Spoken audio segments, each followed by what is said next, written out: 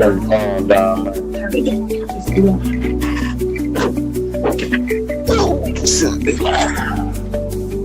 How y'all doing out there, man? As y'all can see, we live, man.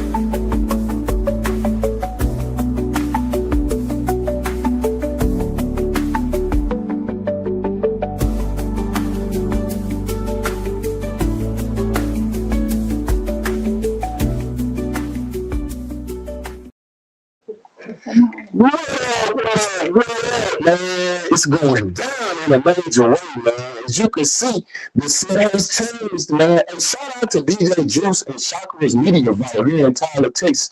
Y'all can hit him up and book too. Come up here and build like we did. It's a wonderful building, man. He got everything, man. Several podcast areas, all the stuff that you need, man. Facts. One stop shop for everything, man. You know what I'm saying? Shout out to him for that. But y'all, today we got an excellent show doing, man. It's going down in a major way. How y'all feeling though? Like $1 million, man. You look like you too. I'm just looking like showing like no reflection over there, man. Like it, bro. You like it. How about you, Chris? Man, I'm good. I'm blessed, Yeah, grateful. you notice that's all though. Let me just show that you. Okay. Yeah, it's all right. I just didn't bring it out the Okay. way.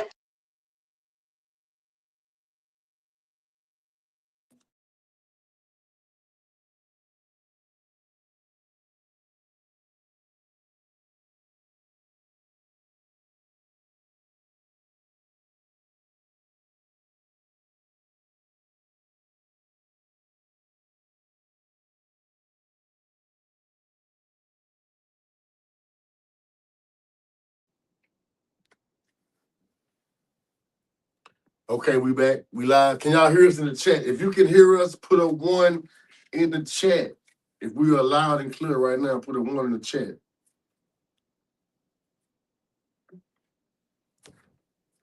We live, Tyler, Texas. Yeah, In the building. We ain't in Henderson no more. okay, I think we can. I think they can hear us now because I can see the what you call it? Okay, I got you.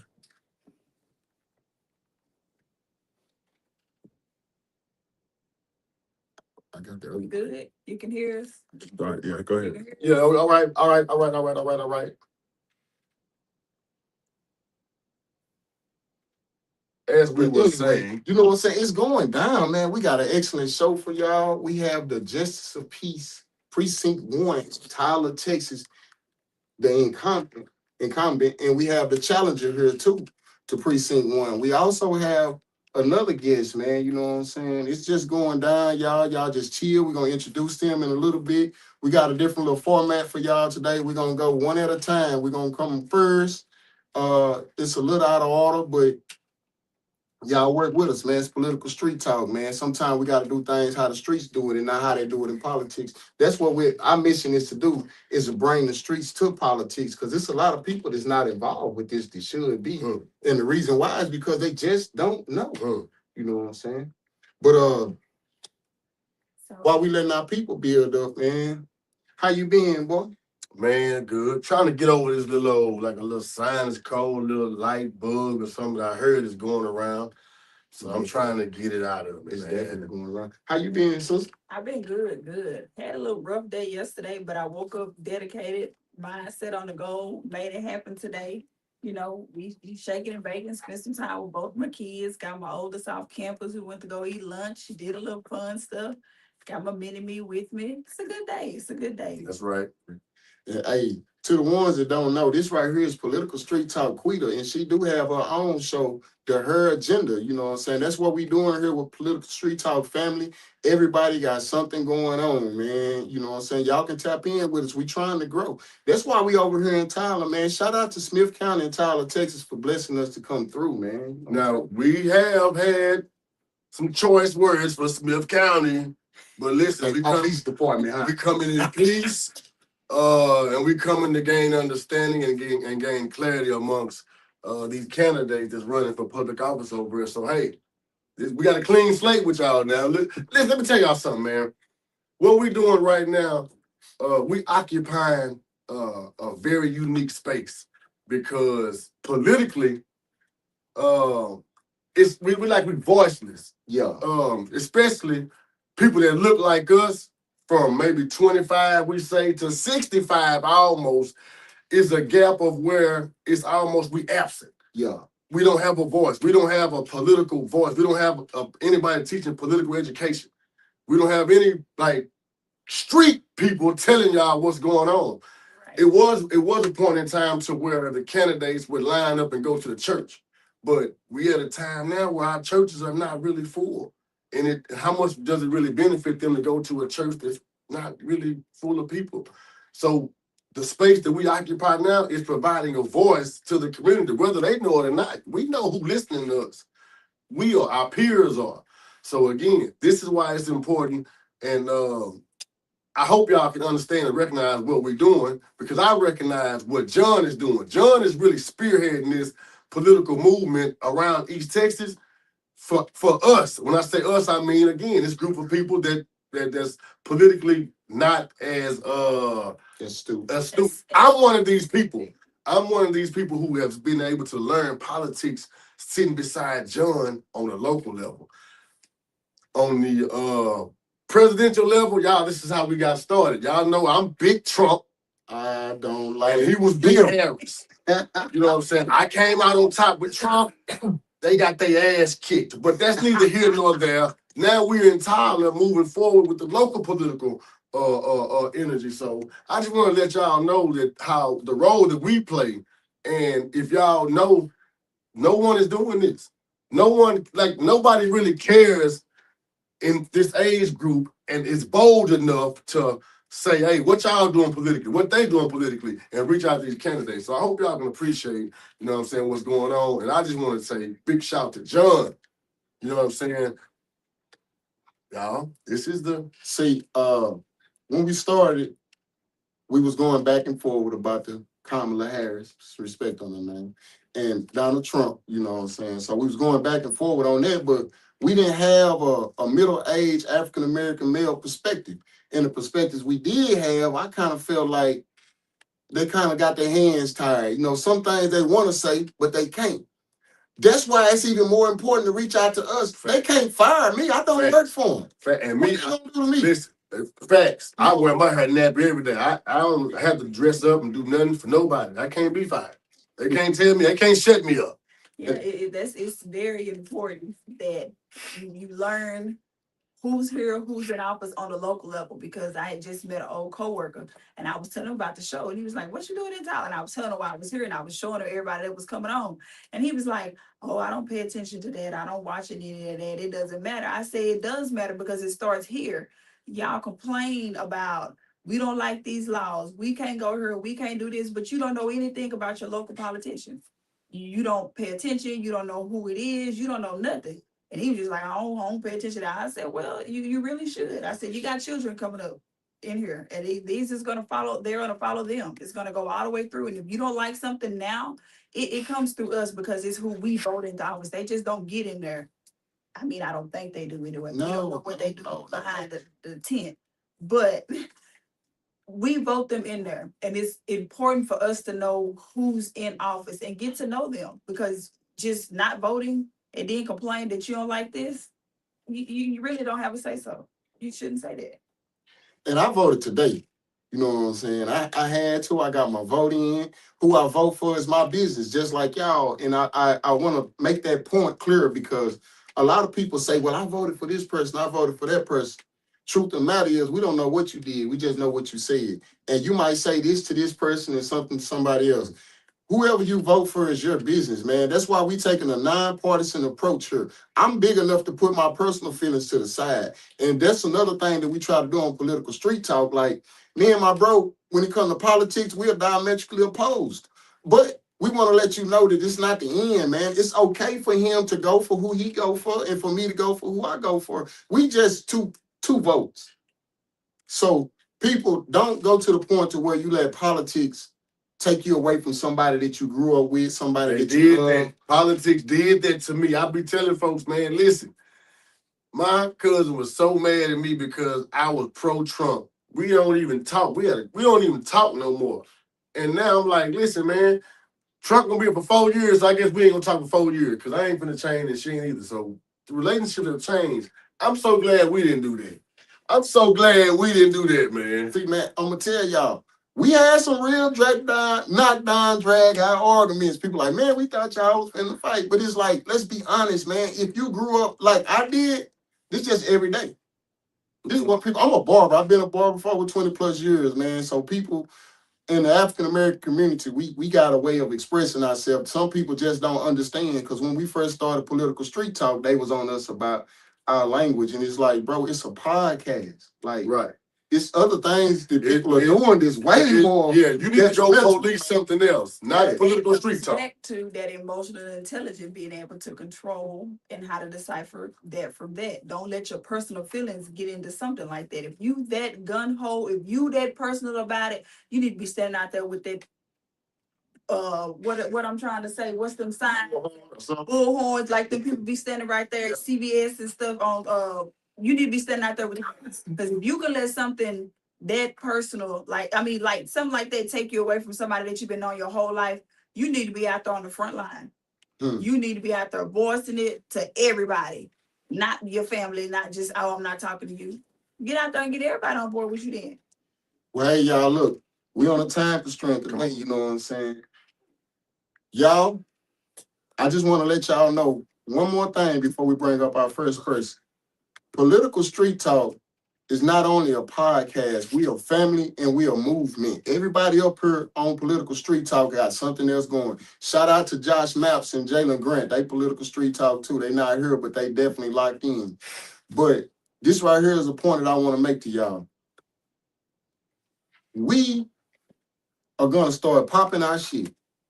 Point blank, period. Because I understand we have what a lot of people don't. The key to the street. That's facts. And we just had to let y'all know it's just facts. So forgive us for being a little bit out of order, but you got something else right quick? No, there's no for agenda this evening. We're gonna take that time, but we're gonna let our politics do the show today. You know what I'm saying? I'm gonna stand back and watch, but I'm gonna be here and support it. Thank y'all for my viewers, everybody that's tuning in with us, supporting us. We do appreciate it. But yeah, that's the agenda for tonight. This is her agendas tonight. We're gonna get into these politics. And stick around after our candidates because we might still have a couple of current event topics, man, to go over. Yeah. Within the last week. Because I will talk about my weekend before we get out of here. I'm gonna say that for after the show. Broken fly. If y'all didn't see, yeah, he was on it. Well, y'all, a lot of y'all might already know. He's currently sitting in this position, and tonight, y'all, we not about telling you who to vote for. We just want to introduce y'all to them. A lot of people might not know him. So without further ado, I would like to bring up our first person, man, the Justice of the Peace, Mr. Derek Choice. Come on up here, brother. How you doing there, brother? I'm doing good. I appreciate you. Thank you for having me.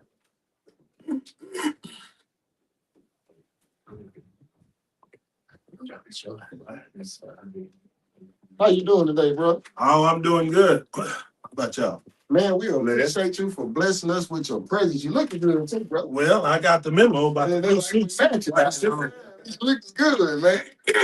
But man, I would like for you to take a minute to introduce yourself to the people. Okay. You got the flow. All right. I am Judge Derek Choice.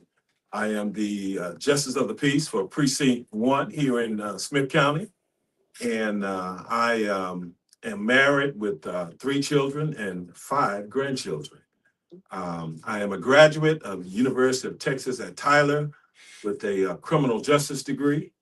I attend Starville CME Church in Winona, where I'm on the usher board and sing in the choir and a member of the steward board. I've worked in this community for a number of years. I've served on various boards and nonprofit organizations. I'm a member of Leadership Tyler Class 8. I've served with the Tyler Metropolitan Black Chamber of Commerce as president. I've served with the United Way, Salvation Army, Big Brothers Big Sisters, and so forth and so on. I believe that you must have a little sweat equity in your community in order to hold a position such as this. I don't think you just jump up and run for this type of position without knowing your community and having worked in the community. So that's who I am. Man, you got a strong resume. Um, that's powerful. But check this out, man. To the people at Political Street Talk, which is not just Rush County, Smith County, Longview. When you break it down, our major cities that follows us, number one is Henderson, then Longview, then Tyler. So it's a lot of your constituencies out there that's watching. Why should we vote for you? Well, because I'm the best candidate. I'm the most educated. I'm the most experienced, and I've done things in this office, and I still have yet work to do. When I first arrived at the Office of Justice of the Peace, there were only two clerks. All the other JPs have like 4 clerks and 1 part-time. And I quickly understood and knew that we couldn't do very well with 2 clerks. So I petitioned the Commissioner's Court for another clerk, and they granted me a 3rd clerk, which made us more efficient. And we were able to get cases out more effectively and more efficiently, and serve the citizens of Precinct 1 better. I also implemented online filing. There was a time where you couldn't file online in Precinct 1, and certainly I've implemented that as well. I'm looking at mental health in the jails. That's one of the things that I made a promise when I was running, and that promise is working with the jail staff, the psychiatrists on staff, the medical staff. When people come to jail at Smith County and they have some type of mental issue, they don't wait till the morning time to see the judge or magistrate like myself. The jail staff immediately goes to work and start doing some assessments of these people. So I've been working with the jail and mental health, and what under the Sandra Bland Act, it allows us the opportunity to offer PR bonds, public bonds, if somebody have a problem with some mental health issues, and so we can get them out of the facility. I understand that the mental health community should not be in the jails, but oftentimes there aren't any beds. And when I receive a report from the psychiatrist and from the jail staff, then I will certainly issue a mental health order and try to get them some evaluation done. Not only that, but I've also worked with the tenants as well as the landlords. It's one thing to hear a case in court about evictions, and yet another to offer the tenant who's been evicted some resources for their families as they leave the courtroom. So I have more work to do. I want to work. I think people should vote for me because I'm also looking into domestic violence, trying to be proactive. I'm a judge that's proactive. It's one thing to sit on the bench and do your job on a daily basis, but it's yet another to be proactive. So how long have you been on the bench? About 3.5 years, going on 4 years. I succeeded a judge that we just laid to rest today, and Judge Quincy Beavers, who was on this in this seat for 28 years. And certainly I know that I stand on the shoulders of a giant of a man, but I'm certainly up to the challenge, up to the task, and there's more work to be done. Was that the dude that used to be at Texas College? Yes, he was. Well, yeah, he was at Texas College and Jarvis, and just kind of going back and forth. Yeah. Yeah, I played a little football out there at TC. I know that name for some reason. Oh, okay. Yes. Okay. So what are your plans going forward? Like, if you reelected, what's some things you plan on doing? Yeah, if I'm reelected, when I'm reelected, I want to be proactive. Excuse me, I want to be proactive. Once again, the Justice Court and the JPs are some of the best trained judges in the state.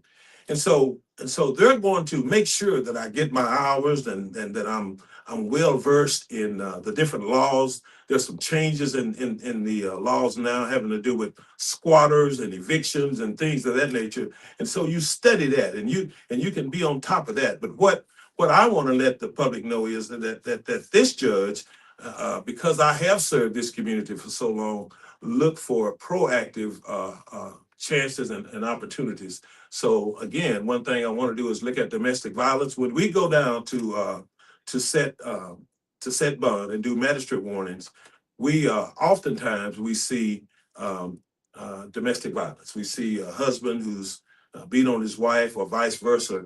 And what's been happening is we do a restraining order. We do what we call an emergency protective order, and they have to be away from their spouse for 30, 60, or 90 days. Well, I started to look at that and I said to myself, there's no intervention. After the 60 days is up, they run back home, having not seen a counselor or anybody. And so one of my proposals to the Council of Judges when I'm reelected is to get that added as a condition while you're out on the emergency protective order. At least try to get some counseling and offer some type of intervention. Okay, so to the people that don't know, what area is Precinct 1 over here in Tyler? What are the borders of Precinct 1? Well, it's west. It goes for West Tyler as out near Lindsay Park, which is the Greenbrier Road, out past that a little bit, and east it goes all the way in the east of Tyler, and it's really much everything inside the loop except the south loop. Most North Tyler, East Tyler, West Tyler, those are some of the areas that Precinct 1 covers. Okay. Where's your office at in Tyler? My office is downtown at the Annex building on the 5th floor in Tyler. Yes, boy. Just of the peace. So this is the city, not so much the criminal. The counties. Okay. That's Yeah. what Miss Darlene Chill just. Exactly. Okay. Yeah, do that. We had Rusk County Justice of Peace lady. Okay. Yeah. Yeah. We all meet like quarterly. So I'm familiar. Yeah. And so your question is, the JP does some traffic. We do trials on traffic, civil and criminal cases. 6-man jury, of course, a 6-person jury. And usually those tickets come from the DPS. If you get a ticket in Tyler, in the city limits, it comes from the city of Tyler. But if you get a ticket outside the city limits or from the DPS, then that ticket comes to my office if you're in Precinct 1. Gotcha. I got a question in the chat. Somebody wants to know, I'm trying to read the name of glasses. Vasquez Paloma says, how many people with mental health issues have you helped?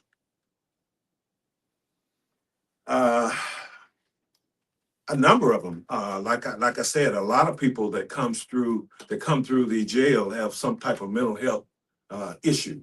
And I help by working with the psychiatrists on staff and the medical staff at the jail. I don't as a JP, no one can walk up to me and I look at them and say, yep, I'm gonna have to do you an evaluation because something that's not right.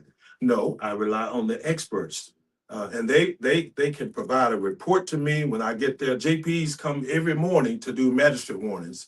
And so if they give me a report and say, Judge Choice, this person probably needs a mental evaluation done, and then of course I'll sign that. But as a JP, mental health is a collective effort. Mm-hmm. It's not just one person making a decision to do this, to do a mental evaluation. So the answer to that question is any number. I've been in here 3.5, 4 years, and I've run across people that was just off their meds. I mean, they didn't need a commitment. And as soon as they got back on their meds and they got them settled down, then, they went back home or, some things like that. But it's a lot of people that perhaps I've helped. unknowingly. Would you be open to taking more questions after Sure, that? sure. What we got some more in there, bro? I'm trying to see now.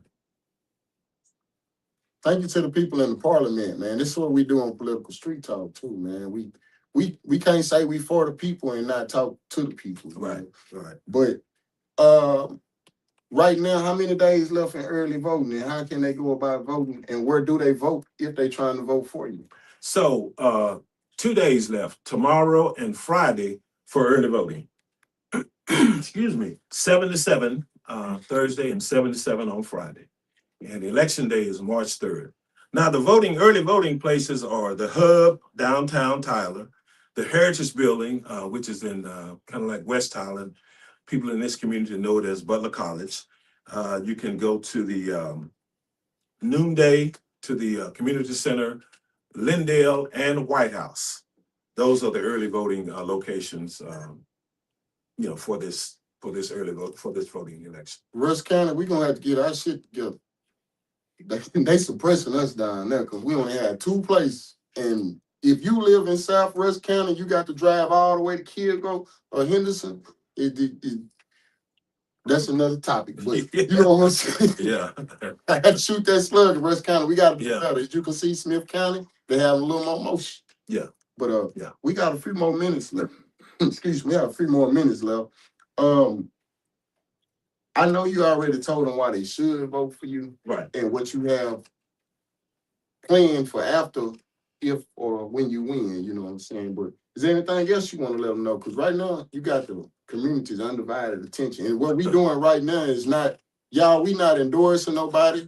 We not saying vote for him. We not saying don't vote for him. We just introducing him to the people that is voting for him, because a lot of people have no access to y'all. You know what I'm saying? So, Yeah.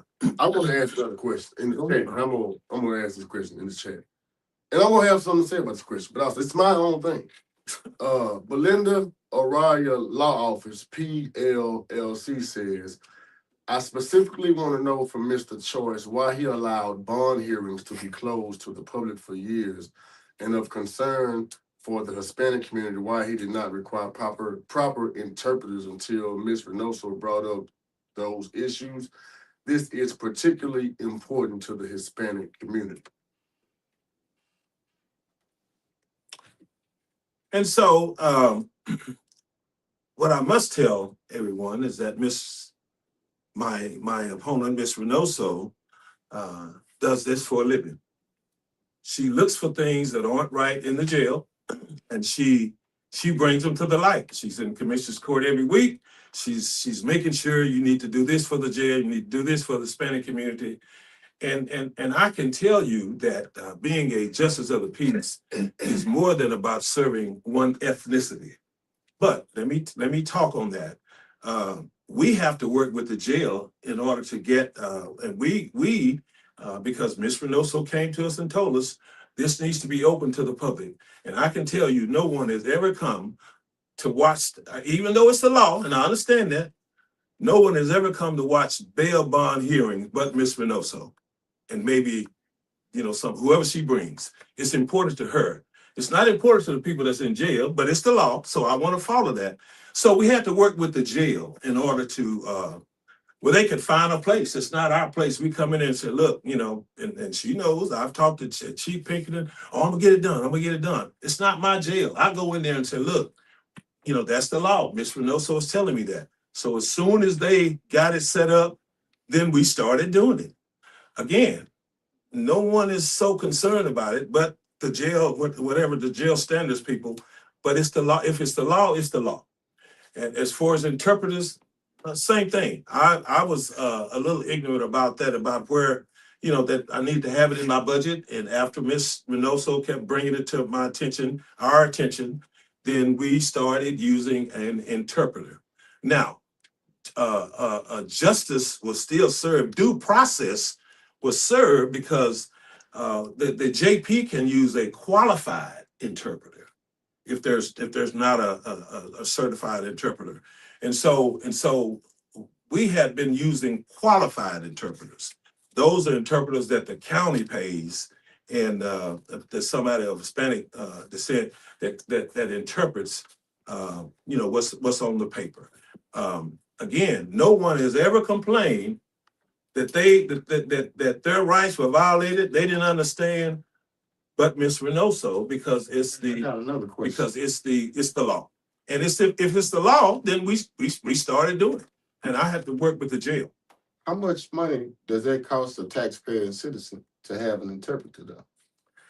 I don't know, interpreters certified. Now, Miss Reynoso, she would, it can't be just an interpreter, it's certified, I guess, because the certified interpreter obviously gets more money than a qualified one. So I would imagine it, I don't know. I couldn't put a dollar value to it, but I would imagine it's pretty expensive. Since we brought the question up, you know what I'm saying, we can't dance around it. We're gonna say if we're gonna spend tax dollars on an interpreter, how much of our money will we be wasting on an interpreter? It's the law. That's what she's pushing. That's the whole campaign, the jail. So it's the law, and if it's the law, it's the law. I know, the speed limit is 70, but sometimes we go 75.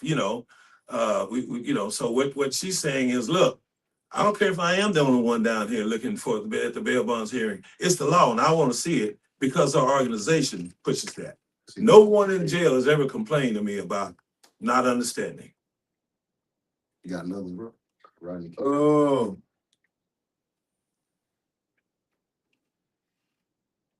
I'm reading, and they're pretty much comments about that. Well, y'all, we got to keep this time thing going because we got 2 other candidates coming to y'all today. We would like to take one more question if we got it, so we can get on to the next one. Right.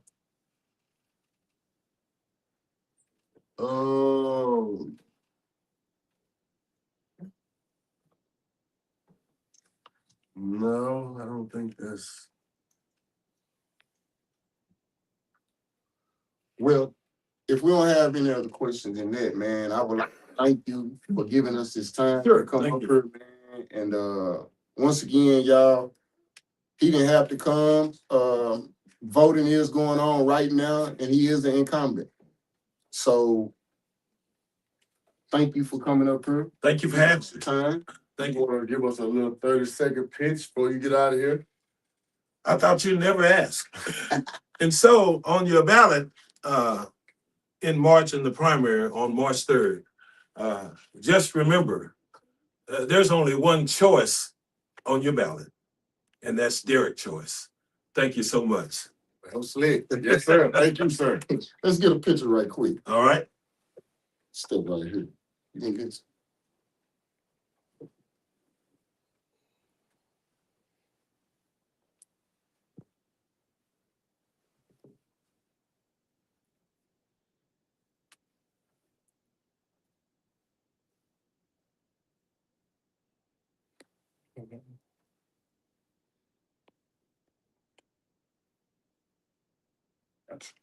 appreciate you coming through. Man. Yes, sir. Appreciate Yes, sir. it. Y'all, we're about to get into our next person, the challenger. We would like to bring up the challenger to precinct 1, Ms. Delana Reynoso. Come on up here, sis. Man, sure. Man, y'all know some of y'all might think, hey, man, the challenger's supposed to go first, but, we flip the coin on it, man, and we going to try to stay fair, you know what I'm saying? So, just like we done here, please introduce yourself, man. So my name is Delilah Reynoso, born and raised here in Tyler, Texas. I've lived primarily in North Tyler, went to TJ Austin Hogg Middle School, John Tyler, and I actually graduated from an HBC school. I have a degree in business. Hold on. What school is this now? Texas College. Okay. I have a degree in business. I have 2 daughters. I had my first daughter at a very young age, so I have a 25-year-old daughter and I have a 10-year-old daughter. So I have spent quite a bit of my time in the nonprofit sector. I did start advocating for people that are undocumented, advocating for Clean Dream Act to happen. We have actually a lot of DACA recipients, individuals in our own community. But once COVID came, I did that work. I also did work helping people that are asylum seekers. I worked on 2 campaigns. I worked actually on Beto's campaign. So I did a lot of work from Texas all the way to San Diego. I worked 2 massive raids that happened. One that happened in the city of Paris, Texas. And I also had the opportunity to work during the Trump administration during the first time around, some massive raids that happened in Mississippi. So when I was in Mississippi, I met a lot of organizers out there that worked within the criminal system. Then COVID came around, and when COVID came around, I always tell people I got converted over into the criminal system. I do work for a nonprofit organization.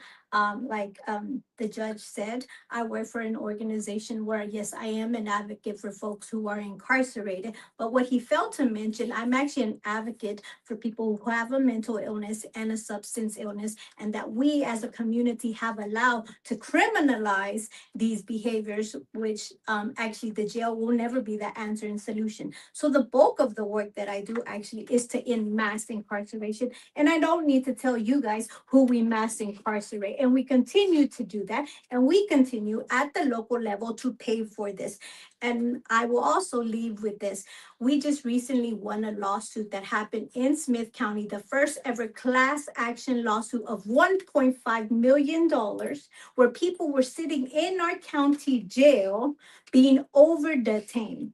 102 individuals in the first ever class action lawsuit. So when people tell you you can't push back against the system actors, yes, you can. We should be holding every elected official accountable. We should never be okay with violating someone's right, like what was happening to people being over detained in the Smith County Jail. You just publicly have now, or a judge came before us and publicly has said that he has violated people's rights by not bringing a certified interpreter. That is in the law. That is mandated. You're gonna stick to what you got going. Yeah, no. I'm just saying, if he was given the opportunity to talk about, we as, if they are judges should never be okay to violate anyone's rights. And over detention, a lawsuit that Smith County paid for 1.5. If we continue to violate people's rights, taxpayers will actually have to pay for those litigations. That is the honest truth. When you don't bring the individuals that are hard of hearing, they are also mandated to bring those individuals an interpreter. Why is it important to have the bail hearings? Because that is where you come in and you are setting the bails for individuals. Smith County is known for excessive bail, and that's also in the Constitution that we should not have excessive bail. We have a young lady right now that I've been advocating in her behalf, sitting in our county jail in Smith County on a public intoxication because she failed to attend her hearing on a $500,000 bond. That is excessive bail. And that doesn't only happen in Smith County. That happens in all these small rural counties. And I know that is not the bulk of the work that JPs do. I was gonna ask you, like, how does a JP, what does a JP do? Tell me that. Yeah, so the JPs also, I know a lot of people say, oh, well, she does not, she only focuses on the criminal system and the jail. No, that is incorrect. We also, because all these issues are interconnected, especially in the community that we primarily serve. So we know that there are several community members that are facing eviction. We know that the JP did implement a program to help those individuals, especially during COVID.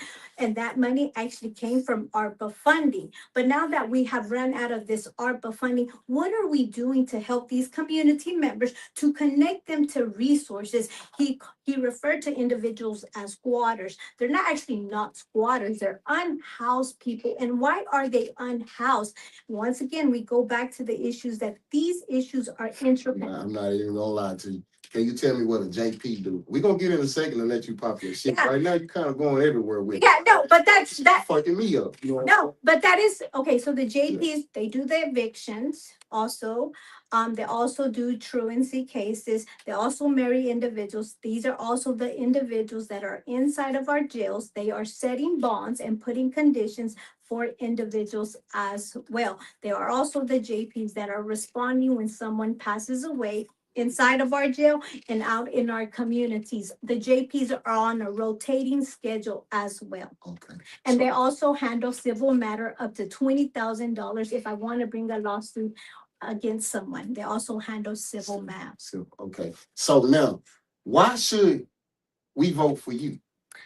I think that, What about you though? yeah, What he said about him, about you? yeah, once again, I think that we should be holding every elected official accountable.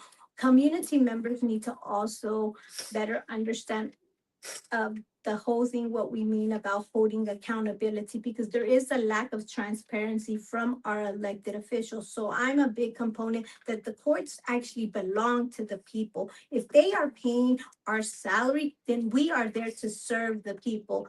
And so how can JP's one or the individuals is holding every elected, even our judge, accountable for what they do and do not do, essentially, is what I'm looking for from all elected officials, including if I get the opportunity to sit at that position. So, we asked him what was the areas that precinct one served. Out of that area, what's some things that you could do differently?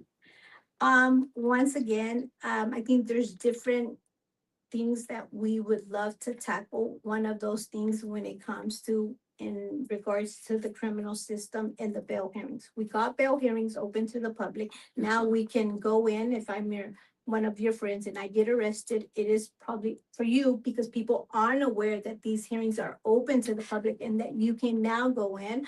And you want to know what my bail is going to be set at. You also want to make sure that my rights aren't being violated. The JPs also have the power and authority to make sure that counsel is appointed to me. They also have the power and authority once they get the CCQ match is to actually order an evaluation so I'm not stuck there for a long period of time. And that is not what is happening at the moment in our Smith County. So yes, we do bring light to those issues. When it comes to eviction and truancy, for me, it's we have to understand what's going on in this household and how can we do a better job to connect individuals to resources, not just say, oh, I know you have to go through an eviction, but we can do a better job to ensure that we actually connect this individual or that individual that is going through the truancy. Why are kids having to miss school so much? So for me, I'm about connecting individuals to resources because there are a lot of issues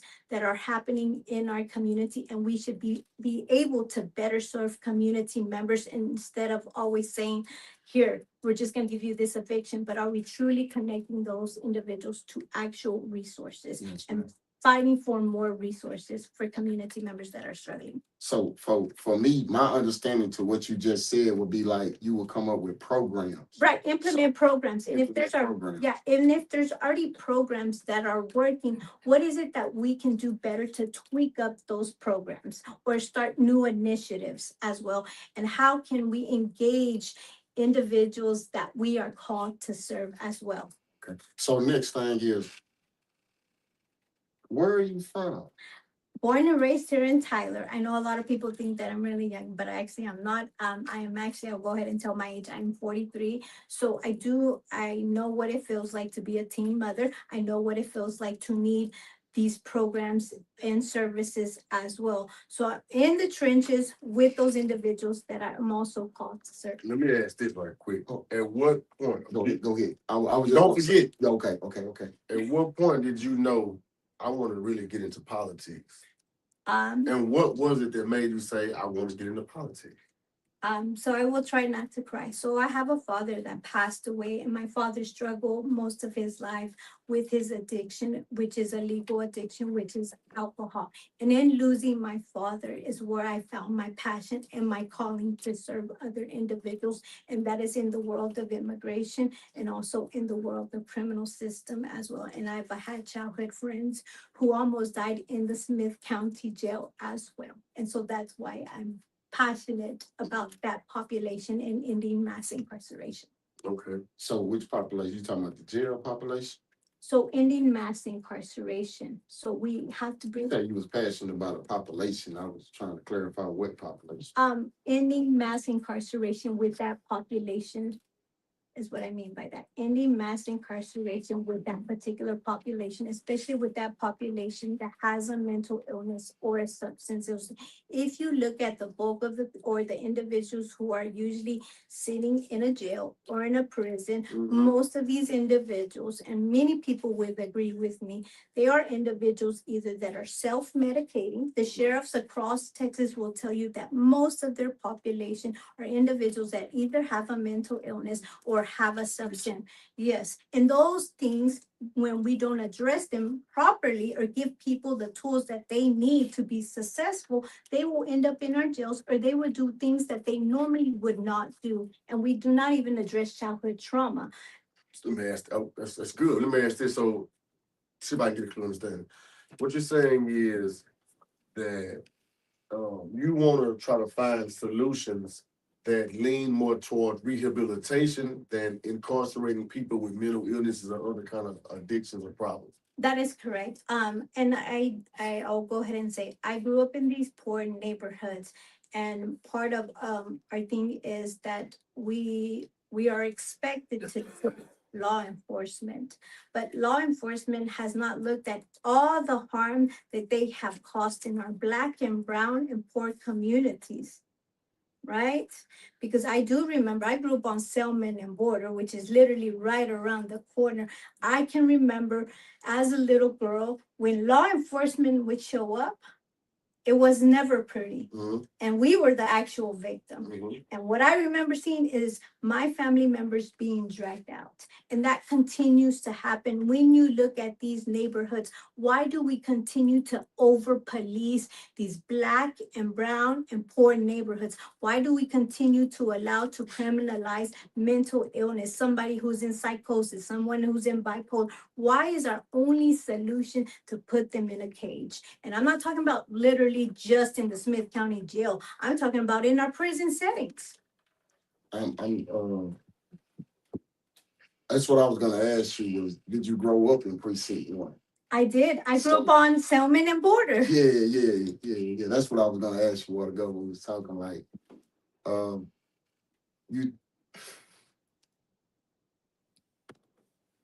y'all, she said a lot, man. Hey, absolutely. And these are the issues that you tackling. Yes, these are the issues. I'm in the front line. If you ask, I go to county commissioners meeting. I've been going the past 6 years. If they ask you, who is the person working on ending mass incarceration and pushing back against all the system actors in Smith County, the name they're going to tell you, Delilah Reynoso. Who are they going to call? Texas Jail Project. She's the one that's going to get it taken care of. Yes.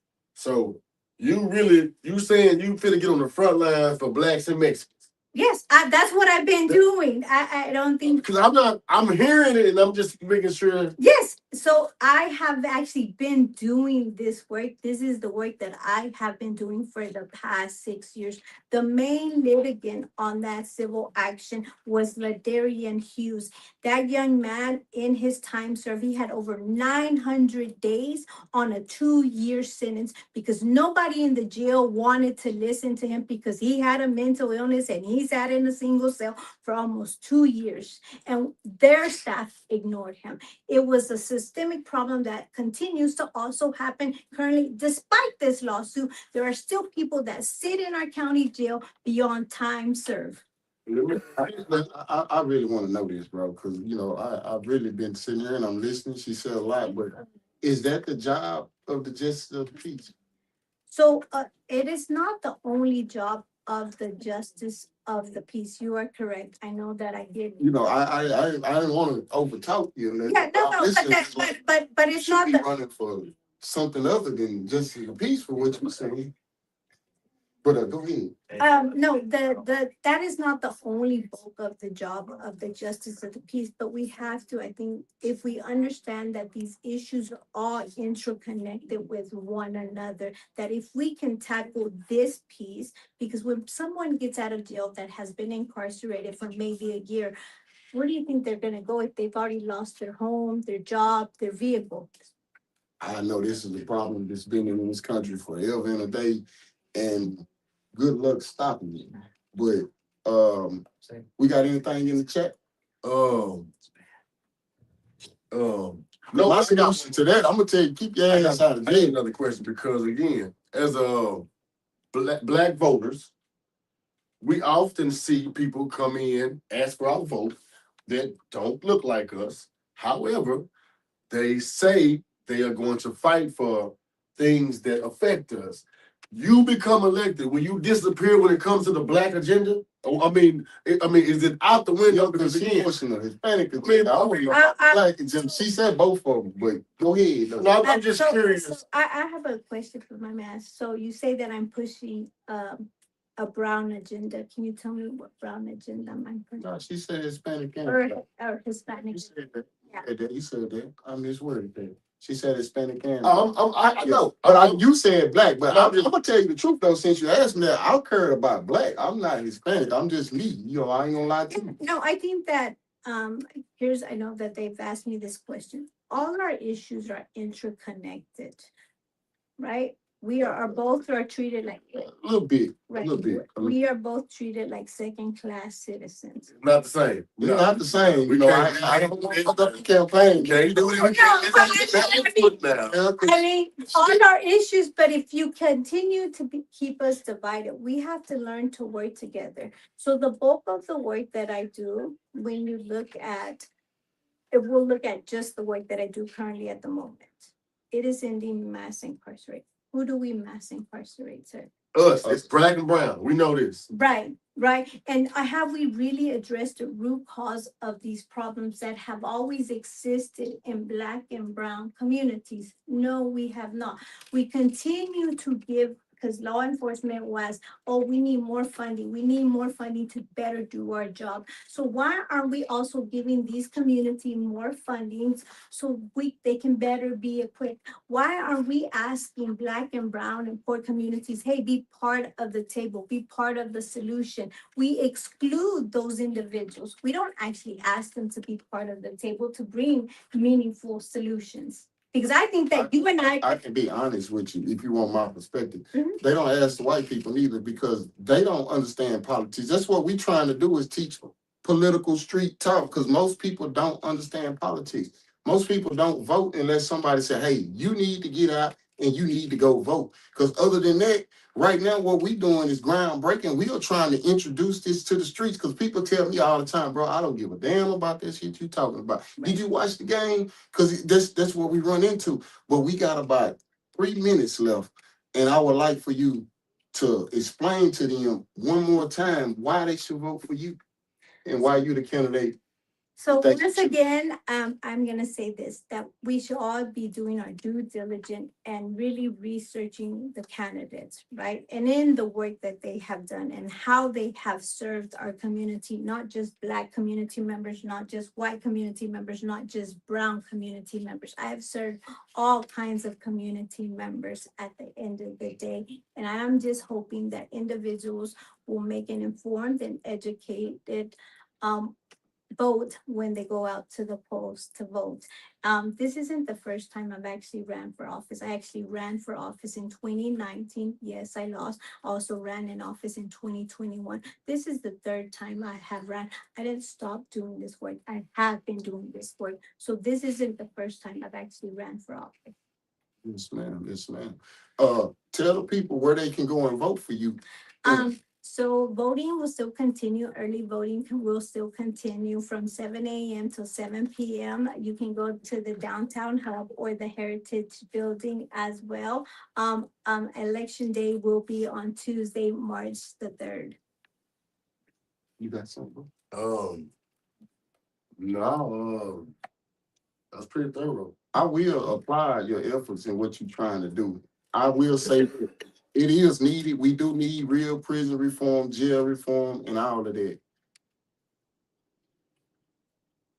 But I don't think that's the justice of the peace job, just my opinion. You know what I'm saying? To the people out there watching this political street talk, I really, really, really thank you for coming on because a lot of people we reached out to and not here. Right. So that right there is what I can say 100%. And it's kind of different in your case because the person you running against was here too. So people, y'all got a chance to see both of them and listen to both of them talk. Much respect. Please Thank you. go out and vote, man. You know what I'm saying? It's very important. And I can't thank you enough for what you're doing outside of Yes. the campaigning for justice of peace, because the work that you're doing is amazing. I got to say that you winning a lawsuit, that's groundbreaking. This Smith County, man. Over here, they would give you 100 years for jaywalking. It seems like, you know what I'm saying? So we definitely have to address that. But people, we on a time constraint. We have one more person.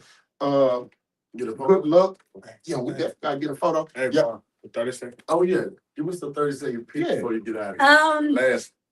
So once again, I know he just said that it is not the bulk of the work of that Justice of the Peace does, and I think that that's actually not a true accurate statement, because the JPs do go into your jail. They're on a rotating schedule.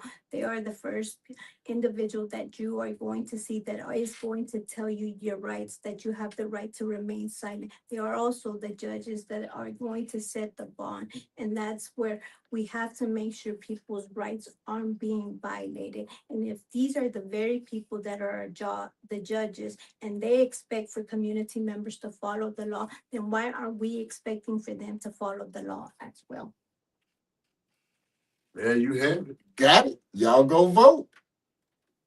Smith I ain't got a dog in the fight. I'm Rush County all day, but boy, y'all had two people up here today, man, dropping some jewels, man. I cannot stress it enough.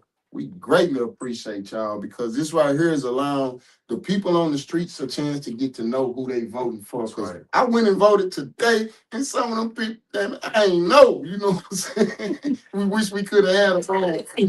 Right. Maybe by the real big election in November, we'll be tapped in. And we hope you would. Yes, sir. Hope that you would come back and join us again. Oh, yeah. we Yeah, have- if she win, we gonna have to bring this back and hold her to all that what she said. Yes.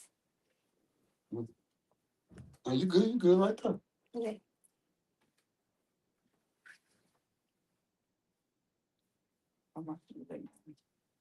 Okay. Hold on.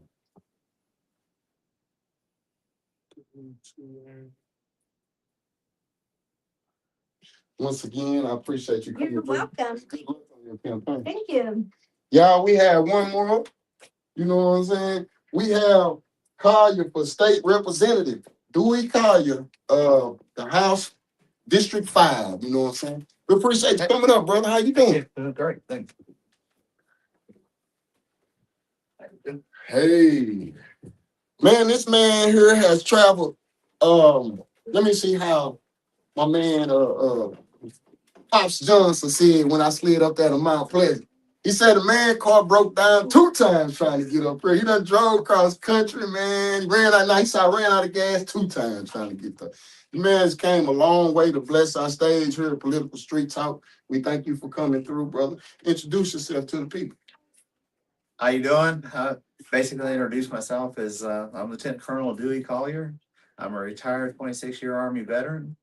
I took an oath when I joined the Army that I would uphold and defend the Constitution of the United States against all enemies, foreign and domestic. I've led soldiers into battle. I've made tough decisions under fire, and I have never violated my oath. When I hung up my uniform, I did not hang up the oath. And I am here to represent the people of House District 5. And I have a lot of plans, and a lot of ideas that I think you guys will really like. Talk to me. Tell me something. Well, the guests that you had on before me hit on several of them. Okay. One of them is mental health. Yeah. Okay. We need a mental health task force put together, regional, for our district, for House District 5. Instead of putting people in jail, we need to give them the help they need. They shouldn't be sent in jail for any reason. If they have a mental health issue, we need to have them assessed, get them the meds, get them taken care of, and make sure that they get the help that they need. The other thing that they were talking about earlier was, John Blank here. Give me a point of what something that they mentioned a minute ago. Man, listen. Incarceration. I'm- Incarceration. That's a big deal. Okay. I'm gonna tell you a little story. My nephew got arrested for marijuana. He got arrested. They put him out on probation. And then the cops came and arrested him the second time. Well, what'd they do? They threw him in prison. He got into prison. He got involved with other people that had harder drugs, and his life just spiraled down. Man is not supposed to be in prison. Yeah. I got a lot of family members been in that motherfucker for a long time. No, man. but You know what I'm think about saying? it. What hurts you more if you do something? What hurts you more? Restoration to the person that you injured. The victims never get taken care of, Yes, sir. right? They never get taken care of. Yes, sir. You should have to pay for them. You should have to Right. take care of them. Okay, get them that what you took from them and give it back to them. Okay, I like a fine, a ticket. You know, the victims are never cared for ever. So we need to fix that. We need to put less people in prison and more people working and take care of those victims. And those are some of the things I am pushing for. Let me ask right now, let our audience know exactly where your district is and where that territory spans. Okay, if you're eligible to vote in Lindale, because that's the early voting spot for a House District 5. So if you can vote in Lindale, you're in my district. And even though I'm running on the Republican ticket, in Texas, you can cross over. Fact. So you can help me get rid of the incumbent that's causing all these problems that we have right now. And I don't like to talk about my incumbent, so I'm not gonna talk about them. But the thing is there's things that need to be accomplished and we can fix these things together. I'm not gonna do it by myself. I expect people in the community like yourselves to step up and help us achieve what we need to get done. I need voices, I need experts, I need people who know what's going on in their communities. Okay, so what exactly does a state representative do? Well, state representative, well, start off with, you're supposed to represent the people who put you there. There you go. Now we talking. If you look at my website, Call You for Texas, the number 4 Texas, if you look at my website, you see on there, big disclaimer, I do not take money from PACs. I do not take money from them. I am self-funded. I'm running on my own, grassroots. People are the ones out there knocking on the doors, talking for me, helping me get the votes that I need to beat him. And I am not going to be obligated to anybody but the people of my You district. can't be bought. I can't be involved. He ain't taking no money, so we obviously he missing out on that portion of it. You know what I'm saying? So, once you get in there, what's some plans that you plan to implement? Well, for example, I don't know if either one of you own a home right now, Yeah. but if you own a home, you're paying property tax. Okay. Okay, why are you paying property tax? Constitution says that you have the right to life, liberty, and the pursuit of happiness. If you look at what the pursuit of happiness is under the Constitution, that's on the property. Okay, that's your property. The state shouldn't be able to take it from you. You shouldn't be renting from them. We need to put that under general funds. And people of Texas, if you homestead your property, you should own your property. That's number one. That's what I'm really pushing for. Number two, we talked about the mental health already. We talked about the incarceration issues. The other thing that we have issues with is we have issues with schools. Okay, our teachers, a teacher of a family of 4. My daughter's a teacher up at Fort Worth. A teacher with a family of 4 pays $1,000 a month in healthcare to cover their family because the state don't pay anything. But if you're a state employee, they pay 100% of it. Okay, so what's the difference to that? Yeah, so we need to make sure the teachers are actually getting a livable income because they are not surviving. They're not doing well. So what happens? You get all these special interest groups come in and try to do things in the school. What you would be learning in the school? Reading, writing, mainly reading and math. We need to learn the economics, Right. the true economics. Right. But the thing is when I was in school, and they still do it in a lot of the schools, but one of the things they don't do is they don't really push it. The vocational, okay, I knew how to build cabinets before I got out of school. Shop class. Not no shop class no more. Yeah. No homemaking class no more. They need that We do. because not everybody has to go to college. That's right. Not everybody has to go to college. You can be civil. I joined it. I come from a fairly poor family, right? My dad was a rancher, and ranchers in Oklahoma didn't make much money. Okay. But the thing is that so I went in the Army as a private. I found out that I could actually work my way up and become more successful, make more money, and get them to pay for my degrees. Right. And it's like Doyle McCurley. You guys know Doyle McCurley?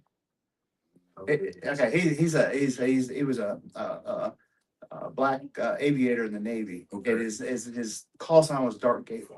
Okay. Okay, his actually was one of my heroes. I thought he was really cool, and I looked up to him because the thing is that he went there. He joined the Navy. He was that or jail, Okay, so he joined the Bring Navy. that back too. Exactly. And so he sat there and joined the Navy, but he saw these pilots fly these aircraft. He goes, I'm as good as they are. Why can't I fly those aircraft? Well, he's right. So he went and used his GI Bill. He got a degree. He went back in as an aviator. Then he spent a 20-year career in the Navy. He retired and went out and started writing books and doing public speaking and how to motivate people. And sat there and said, hey, you got to get out there and you got to work for what you want. You got to work for it. And I thought it was a great thing. So back to the prison reform, what you just said, I think that would be excellent, man. If we can get back to that, the old people back in the day that went to Vietnam, a lot of them got drafted and some of them went to stay out of jail and stuff. But now they don't do that no more. No, it's getting really difficult because when Bill Clinton released everybody that had mental health and they closed all the institutions, right? They give them no resources. There was nothing to take care of them. Bill Clinton did that? Bill Clinton did that. Well, that's some bullshit. That Bill. So anyway, they sat there and they did that, and so all these people just put out on the streets. Right. Matter of fact, Washington, I was stationed in Seattle, Washington at the time this happened, and in Washington they gathered up all the homeless people, they put them on airplanes and sent them to Hawaii because they didn't want to have to deal with it. Now, I knew they were still in California. They sent them to Hawaii. Wow. And so it was a big deal because we're not taking care of our No, brothers. We no. got to take care of our brothers and sisters. We have to. We're Christians. We take care of our own. And it's like that's the prison thing, right? Because the Bible says there and says man should not be locked up. Man, if you commit a crime and you kill somebody, you murder somebody, you die. Okay? If you rob somebody, you make restitution. You don't go to prison. You make good right then and there. You don't rot in prison. You should never do that. That just makes everything worse because all we do is build these. How many prisons do you think we've built in Texas this year? It seems like we got a new one in every city. And you know what? They try to fill them up. They ain't trying. They try. They is. They got a Man, hey, Longview, Texas is locking people up for driving 10 miles over the speed limit. Yeah. I thought it was a joke. And you look at like throughout the district. I'm gonna name the counties, but I'm telling you, there's counties that they don't post bond. I'm talking about somebody that should have been out on bail in 3 days has been sitting in jail a year and hasn't even had trial yet. And these are things that we push against. Me and my wife, we have an advocacy program that we actually go out and we help people like that. What's the name of the program? It's called Accountability Matters. And we focus on everybody that has, where, the judicial system is overreaching and trying to impose their will on the people instead of following the Constitution. Let me ask you this, because before the show started, you told us a little bit about your days in the Army. Mhm. Is it as a medic? Am I using the right terminology? I was a surgical nurse. A surgical nurse. Mhm. Is that a medic? No. It's not a medic. No. What experiences from that do you bring over into politics, or could you? Well, there's a lot of different things, because like I said, I started out enlisted, I was in the infantry, okay? Well, I learned to take orders for one thing, okay? You know who your superiors are and you follow those orders, and that's all the way up the chain to the president, the Constitution. That's really, you know who's in charge of us? It's the Constitution. That's our founding document. All these other people, they don't have any rights to sit there and say, you can't do this. It's like my opponent, he brags, we passed 1,200 bills this year. 1,200 bills. You know what comes with every bill? Talk to me. They're taking your liberties away. There's always restrictions with everyone on the bill. They're taking liberties away. Why are we taking our liberties away? I don't care what you do on your family. Your family on your property. I don't care what you do with your property. Like I have this guy that came. They sent me an email. And he goes, they're sending me to jail for life because I fight roosters, and they're now a felony to cockfight. Yeah. And they're sending him to jail for life. Why are they doing that? It's his property, right? And he's cheap. Yeah, exactly. Don't we eat those things? And doesn't he eats it when he has his. I'm like you. I'm a fan. I'm not saying it's a good thing. Okay, I'm not saying it's a good thing because we have moral laws. We have morality laws, and that falls into the morality law. And I told him, I said, hey, you did the wrong thing. So you need to pay restitution. You got caught. It was worth it to you to do it, but now you've got to pay the price. But I don't think the price of going to jail for the rest of your life, because the 6 felonies and as old as he is, he'll die in jail. Yeah. Okay. And there's no reason to do that. That's where the things are messed up. What was going to hurt him more is if he had to pay a lot of money, okay, for violating these rules. And these are the things that we need to look at. We need to look at how the laws are written. And who writes those? The legislature. Man, I'm gonna tell y'all something. This man is bold with these animal rights people out here to take that stance. But that's what you get on Political Street Talk, man. I want to let y'all know he is campaigning for a state representative for District 5. And if you in District 5 and you watch Political Street Talk, thank you, first off. But just we not telling you who to vote for, but you do know who you seen here. You know, that's idea. And Right again, there. like we say, it speaks volumes as to who comes before us and speaks and who doesn't. I gotta throw that out there. But I'm like him. It make me feel good to have somebody who has the moxie to stand up here and say that. You know what I'm saying? Because there's some bullshit, man. A life for some cockfighting. But it's like, honestly, though, we need somebody in there that would take the approach to stand up and say things that's not popular, because that's what we do here on Political Street Talk. When you talk about politics in the streets, it's not popular. People don't want to talk about it. But like the brother is saying, these are the people who are going to make laws that choose that affects how you live your life, man. Politics. So if it's a law, it's a law. Like right now, we just lowered marijuana to a class, 3? But now they enforcing the DUI aspect of it, man. So like if you go down there to the smoke shop, I guess it's semi-legal, legal, whatever. You can go in there and buy it, but boy, if your eyes red, they're gonna do something to you. You know what I'm saying?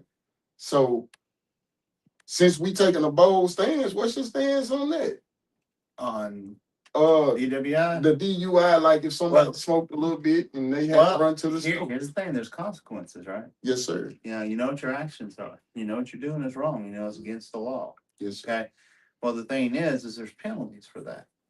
And being in healthcare, okay, because I worked trauma for so many years, 35 years. And I've had so many patients come in that have been hit by drunk drivers or people under the influence. Okay. So that is a big deal. Okay. But the thing is that, was it intentional? When did you make that decision? Okay. These are all things the court rules on. They decide, and your attorney's going to address those things. I personally, and I'm going to be bold with this again. Okay. Personally, you need to be held accountable for that. Okay. Because you've hurt somebody else. And that's where I draw the line, like with the Constitution. Okay. With the Constitution, your liberty's your liberty. Your freedom's your freedom. Do what you want to do until you cross somebody else. Yeah. Once you hurt someone else, Yeah. you've gone too far. Yeah. And so you need to be held accountable for that. Right. Because I respect that. Because I ain't got no problem with you doing what you do. But if you ran over me, my wife, or kids or something, then, you went too far. But, man, I just want to let you know, man, I appreciate the honesty, man, and the moxie. A lot of people, man, won't take that approach. They kind of duck that question, though.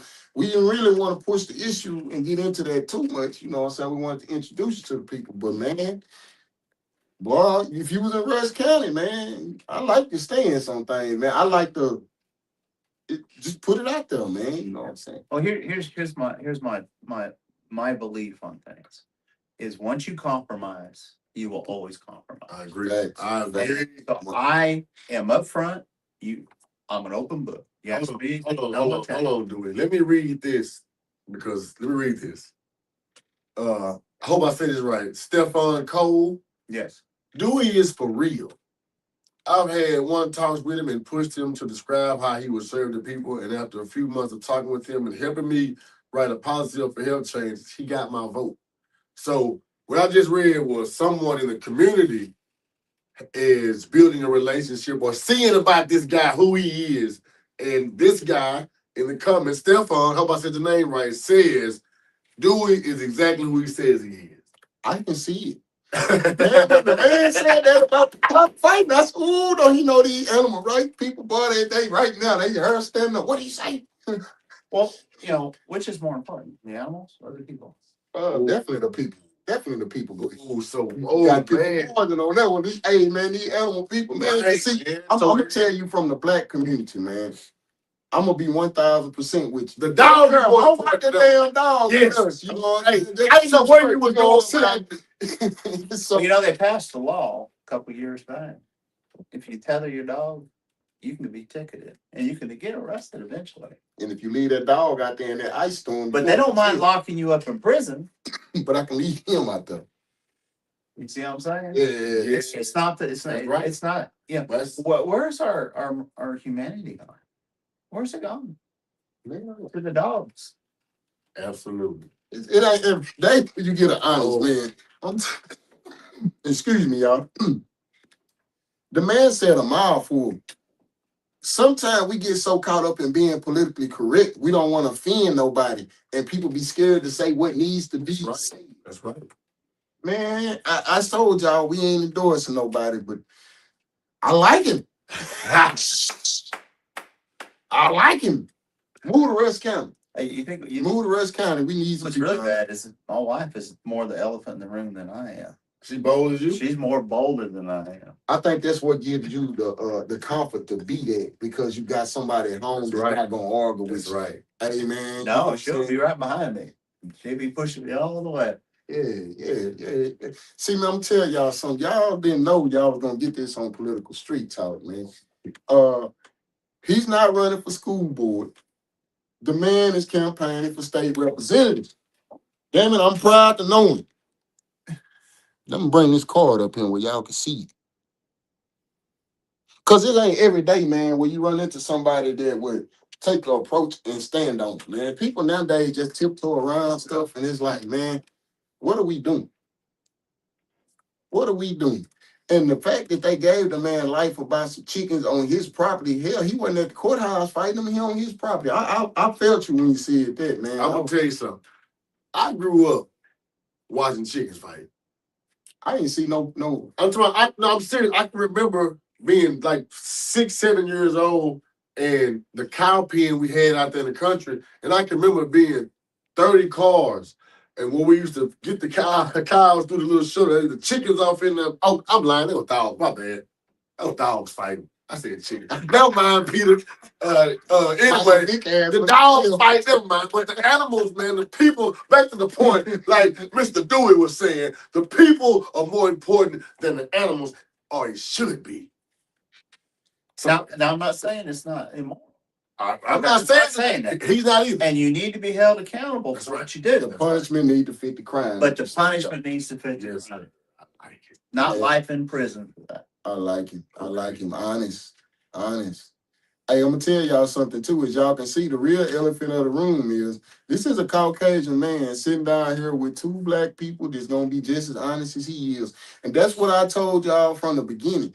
Me and my co-host, we are diametrically opposed when it comes to politics, but sometime in life, you just gotta get to know somebody, man. Right. You might disagree on one thing, but don't mess up everything else because of that, man. A lot of times we prejudge, we look at people and I don't this, I don't that, man. We have to stop that, man. Everybody going through something. His struggles might not be mine might not be his, but damn it, we all got something we going through. And the man saying he going out for state representative, he ain't taking no lobby money, no PAC money, he can't be bought, and he's standing on business. Is that why you think they should vote for you? No, Tell me why they should vote for you. I think they should vote for me because they should vote for freedom. They should vote for accountability. If you think Texas deserves results, accountability, and just truth and honesty, then I'm your guy. If not, you can keep the same one you have. It's your choice. I think that was the pitch right there, Oh, well, are there any, I hate to say closing remarks because you just kind of knock it out the park. But do you have any other remarks for the guests, the family, the district, the state, the United States, the world, the planet, the universe? What we need is we need in our state house, Texas leads the way. Okay, I agree. the way Texas goes, the country goes. Okay, Texas leads the way. What we need in the state house is we need honest representatives. We need people. This is sort of a running joke in my family. Okay, either you been in the military? No. Article 30. I'm in Article 32. I'm sorry. The UCMJ is the law that the military is covered under, right? They still have the civil law if you do something out in the civilian side, but in the military, you fall under the UCMJ. Okay. And the UCMJ, you're held accountable. Article 32 is the big one. That's one that gets you on almost all the time. It's conduct unbecoming. Mhm. So you do the wrong thing, you avoid your constitutional, you violate it, right? Like you take that oath, you violate it, you're gonna be held accountable. You're gonna go to Fort Leavenworth, you're gonna be making big rocks into little rocks for 5 years. We need accountability at our state house. We don't have that. We have Agree. people up there who believe that they are in power. And you know what? They are. And you know why they're in power? Because we give it to them. It's us that's the sovereign, not them. Okay? And I have a plan, it's an act, it's a sword and shield act. It's a bill that I want to get passed, which holds every office holder that takes an oath of office, the JPs, everybody that takes an oath of office, it keeps them to that oath. If they violate that oath, they're going to be punished for it. They're sorry, they're going to lose their position and they're going to be punished. The other thing is the shield part of it. Any taxpayer entity that takes money from the state, from the taxpayers, is held to the same standard. So you can hold them accountable. So if they cheat us, they fraud us, they do all that, we can take them and they don't get this sovereign immunity. Because the school system, the schools right now, they get sovereign immunity, right? We can't sue school teachers, we can't sue administrators, we can't do any of that, right? Because they have sovereign immunity. According to the state, according to the Constitution, they don't, right? But the thing is we need to make sure that we are able to hold them accountable for what they do under what I consider color law. They're saying they're doing it as a teacher, but they're not. They're violating the standards. So therefore, they need to be held accountable. They shouldn't be protected. Same thing with our law, with the people in our legislative branch. If I break code, if I do something illegal, I want you guys to hold me accountable. Because I told you, the only real sin in character is compromise. You need to be true to your values. I like that. You need to be true to how you were raised. I agree. You need to be true to your Lord. I got something I want to iterate. I seen in the question somebody said, asked you tougher questions. I want to let y'all know what we're trying to do here tonight. We introducing you to the candidates. And we talking about street talk, stuff that people talk about in barbershops, and things like that, man. Once you get to know a person, then you know them. Ask them tougher questions that take longer to explain. From my perspective right now, it's just not what we doing. We getting to know him. By him taking the stances that he taking, that tell me a lot about a person. Because a person will tell you anything. I can sell you a beachfront property in Oklahoma. It sounds good. And then you realize ain't no ocean up there. So, but with that being said, once you get to know a person and a person take a bold stance, one, driving 2 hours to come sit with us. That's right. That's a bold stance. That's right. He taking several bold stances. Then the man went out on the limb and said what he said, and it's like, okay, I like it. You know what I'm saying? So whatever tougher questions you want, you got time? I'm an open book. Ask me Put a tough question in the chat. It's your badass. What you want to know? Because I didn't ask what I wanted to know, but I thank you for watching. I appreciate you. To all the people in the parliament, we appreciate you. We can't do this without y'all. What we're trying to do is introduce the people to people that's listening. And clearly you listening. And Sharonda Hargis, hope I said your name right. I didn't think you were a real person. I was wrong. Thank you for being back in the chat amongst the political street talk parliament, and thank you for your comments in the chat. And she said you can always talk about doing. She said you can always call him. That's true. You can always be reached. Yes. That's my phone number, and anybody can call it. Okay. It's on the website. It's on the Facebook. It's everywhere. It's on the Facebook page. And I actually got a phone call yesterday, and the guy called and left a voicemail, and I got back to my phone, and I called him right back, and he says, "You got my vote?" He says, "You're a man of your word." On my Facebook, it says, "I will call you back," and that's my personal number. And that's how I am. He goes, "You must spend a lot of time on the phone." That's how I do. Hey man, these are the kind of people we want, people we can get in contact with, people we can reach. And not only reach right now, but we should be able to reach him if he's elected. But you know, due to time constraints, man, you know what I'm saying? We already had the closing remarks. So I want to thank you again, man. Yes, Coming up sir. for Gotta it was a pleasure, man. It was a pleasure. Gotta get a picture. Y'all hold on one second, man. But it was really a pleasure, man, to meet somebody that has the honesty to stand up and say what he thinking. Because nowadays, man, we live in a cancel culture. Yeah, it's not a popular thing to do. But I think a man that has been where you've been, seen what you've seen, I think you operate with a certain level of fearlessness in it. Yeah, man, this man is a virgin, man. You know what I'm saying? Where you want me to be? Right there. Right there. Wonderful. 3, 2.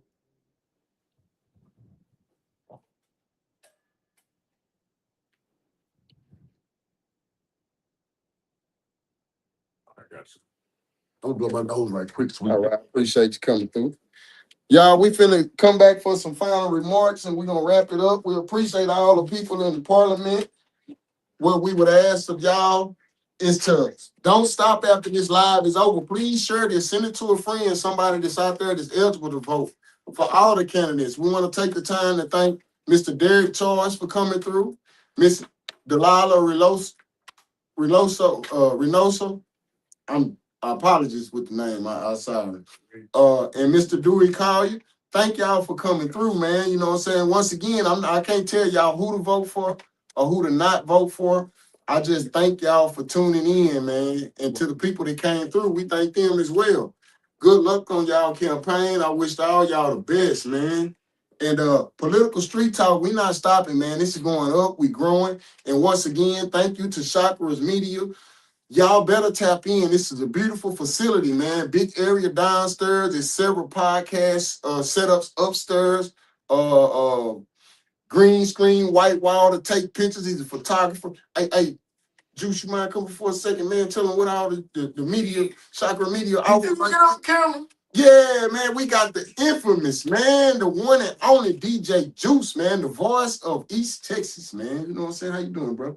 What's up? This is a beautiful facility, man. I appreciate it. I got to say it, man. To the people, at least come and check it out, man. It's a beautiful facility. I want something like this in Henderson. We're working on it with Rush County Community Outreach Organization, man. We got to get something like this going. This is amazing, Hey man. man, March 14th, they got R&B night. Y'all heard it? Martin like I'm slow dancing. Hey, somebody come bump and grind with somebody come bump and grind with me on Aura and B night. Stuff, baby. Nah, for real, it's gonna be nice though, man. The last one I had DJ EXO Houston. He was at the last one. EXO? He came and bought some records. You know what I'm saying? You know what I'm saying? This ain't telling nobody nothing. Man, you know, man, I got somebody, stepping through this time. You know what I'm saying? So, yeah, I mean, I always try to like just put on different artists. You know what I'm saying? When it comes to the R&B, especially R&B, because I mean, there's so much oldness, but I mean, we got a lot of new music too. Man, I'm gonna have to get clean and step out, man. Nah, for real, man. I got the sections, we got the hookers. I got a bartender, you know what I'm saying? That girl at the bar, she real nice. We need a political street talk, bitch, man. You know what I'm saying? Me and baby going to dress up and come pop out. You know what I'm saying? For sure. Yeah. But once again, tell them what all you got up here though, man. Man, so it's tell them how to contact you, how to book. And there's a recording studio, there's a podcast room, a photography room, there's an event space downstairs. You go to Chakras Media Vault. Chakras is spelled with an S. If you know about Chakras, You know what I'm saying? That's energy, gotta be in line. It ain't no crazy stuff. It just being aligned to being at a good From your root to your third eye, baby. You know I what mean, I'm to saying? your crown. to your crown all the way up. So, that's this space is for energy. It's about creating. You know what I'm saying? So everything in here, like I want people to come create. This ain't for me to just do my thing. This is for everybody else. You know what I'm saying? So I appreciate y'all for even, you know what I'm saying, reaching out, coming here. I got Definitely. hey, Definitely. Cause I think we're gonna do a show at every spot in this month. Yeah, facts. Nah, no cap. Every spot in man, on the cool, man, y'all got something though. When it comes to voting, man, a lot of people just don't like. First off, people don't know why they're voting, and a lot of times we talk about like getting back to the basics. It takes us talking and having these conversations because the truth be told, the true voters are dying. Yeah, That's our grandparents. You know what I'm saying? They in the you know what I'm saying? about it. That's the true voter because that's when they experience getting to vote. The cold thing about it though was they was voting for whoever pastor told them. And I'm gonna tell you something. I voted today, man, and I seen a lot of old Caucasian ladies. You know, they was in that motherfucker with their cheat sheet. I got to vote for this one, But and this one. but that's what That's what it is though. That's It what it ain't nothing wrong with that because ain't nothing but we want to introduce y'all to the people. But see, this the thing. For yourself. No, but it ain't even about that. Talk to me. The fact that she had a sheet meant that She was some type of home. No, that mean that she was instructed to go follow through with admission. Yeah. We don't even go to vote because we don't have any instructions. We don't know. We don't say we don't have it. Gotta shake your hand when We don't have that. So that's why this is important. This is important because this is giving somebody who knows what these offices or positions, what it takes to do that. And truth be told is how are we gonna occupy those spaces? Facts. So we have to know what they do, why they do it, and then so we can bring up that next person, which is we going to occupy those spaces. That's what he said. He said, "How are we?" Because that's what it's going to take. We will want some of us to eventually occupy these spaces. Correct? Yeah. No, ultimately. So when you look at like, just say we're gonna use a precinct, so right, we want to occupy more than one precinct. Facts. You know what I'm saying? We want to spread, move, and flourish in every community that we occupy. That's how we get the things that we want. Yeah. But also we have to do better. You know what I'm saying? Facts. I'm glad Like, you did that. we have to do better. It ain't nobody else's job. We have to start doing better. The guys gotta start being better fathers. Facts. Like we just have to do better. We gotta do better at that whole village thing. We have to do better at checking shit. Let me say this. I want to say this. Because Juice just said something, and Juice just said we have to be better fathers. I want to say this, man. In the 90s, in the late 80s, and let's just say the 90s, maybe the late 90s, early 2000s, it wasn't no fathers, man. Like locked up in drugs. It wasn't no fathers. But look at now. The black father is more active and present than he's ever been. So the whole, and this is not to say anything what you say. I just want to point out that we are present now more than ever. So, and it's not to say I don't know what I'm trying to really say, but I'm just saying. I get what you're saying. Like we here, but we give credit where credit is due. Like we not out here just have that. Look at the football. We got look how many Johns and Jesse and what I'm talking about is not even your kid. Like when I say be that father, when we talk about that village, it's a village. Absolutely. Because not only was grandma, auntie, your cousin, your friend, everybody was gonna check shit. Yeah. So we have to be able to be comfortable all the way around. So not just if you see my son doing something, you need to be able to be like, hey, we ain't on that. You know what I'm saying? We got to be able to check shit around across the board. We have to be able to have these conversations, these mental health conversations with each other as men. Facts. You know what I'm saying? Because like I tell everybody, like I tell like when I do my grilling with dads come out, I'm not the role model for your kid. You're the role model. You know what I'm saying? I'm just a vessel. I'm a vessel put here to show the world that, hey, you are doing what you're supposed to be doing. That's why you're here. You're here because you care. You ain't here because Juice made you come here. Right. You're here because you care.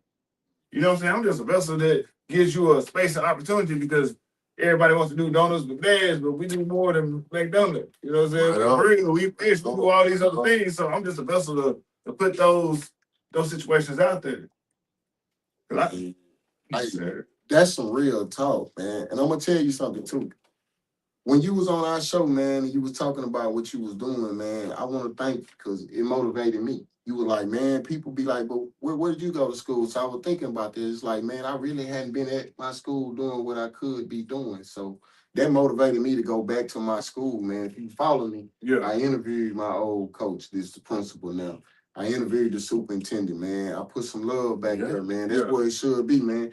What you was talking about, your foundation. Excuse me, what is it, Juice for Kids? Yeah. Yeah, man. It's like that motivated me to want to go ahead and push further with my Rush County Community Outreach Organization. I'm gonna say you there. Yeah, You there. Like I ain't in your city. You know what I'm saying? Like you are that person. Yeah. But see, so when you said we have to do better, that's what I was thinking. Like, yeah, okay, he sure right, bro. We all have to do better because we got a fiduciary responsibility, even though that kid ain't mine. He around mine. So he can persuade mine to do some good or some bad. Right. But if I sit here and I watch a kid go the wrong way and think, okay, well shit, he ain't mine. Then I find out next week mine with him. Then it's like, oh man, your problem. No, it was a problem last week. You could have stopped it. Yeah, you could have been around the bull. And a lot of times, man, kids, as a parent, man, when you tell your kids something for so long, they automatically tune you out a little bit. You know what I'm saying? So they take that village that you was talking about. So yeah, when you said we got to do better, I was like, shit, I was feeling that. Yeah, sometimes we just got to hear. Sometimes people just got to hear from somebody else. Because I know, shit, we've all been that person. You know what I'm saying? Daddy done said, mama done said the same shit that this person done said, but because this person had on these shoes, you paid attention. So we gotta stop being so materialistic. We gotta get back into that mind where we, you know what I'm saying, where we can really, man, lift and climb, man. That be that bridge builder. I'm already, man. But once again, man, this is a beautiful facility that you got up here. And to the people that don't know, that follow us, please tap in with him. You know what I'm saying? So yeah, tap in with me. We put something together. If you a podcast, matter of fact, if you're an artist, big shout out to Henderson, Byron with Impulse. He does grills, something called Live at Chakras. He does that out of here. That girl at the bar, they Sean, she shoots photos, Moki. A lot of different people you utilize the space. And the special thing about it is I'm always doing something. So like, just because a wall is red today don't mean it's gonna be red tomorrow. Like, you know what I'm saying? It's just whatever. If I see something I like, I'm gonna do it. I have some records right now. I have about 300 records. I don't know what I'm gonna do with these records. They're going on some walls. They going somewhere. Somewhere I got some foil that I want to put up. Man, I got some crazy stuff. Well, I'll be back. We say March 14th. March 14th. And then that's my mama's birthday. What day of the week? That's Friday or Saturday? That's a Saturday. And then the following week is Jarvis Homecoming.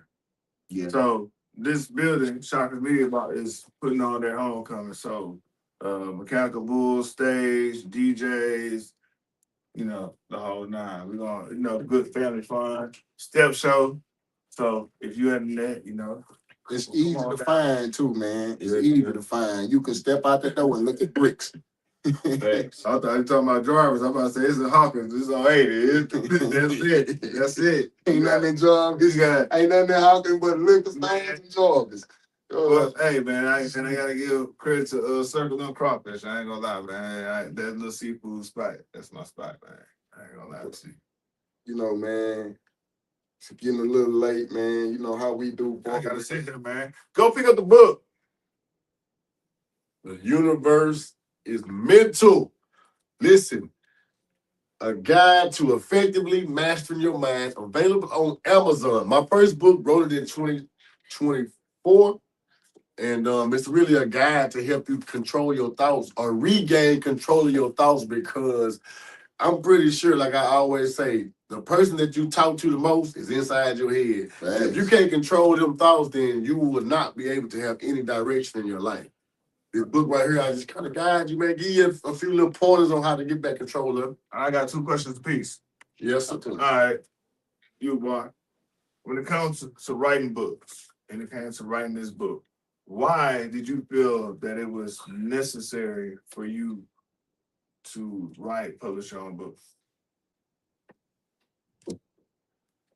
The information that is in that book is stuff that I really use in my real life. I read a book called The Secret in 2008, and it's told me about, the law of attraction.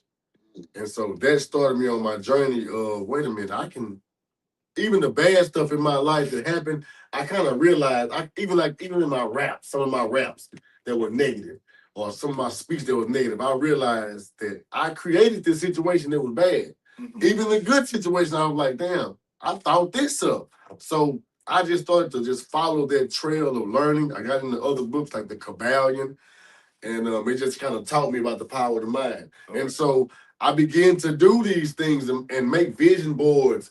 And I made these vision boards in 2011 and got all these places up. And I look back in 2013, be like, man, I done went to every one of them states. I done did all this shit. So I'm seeing this shit is working. And so I got off my note.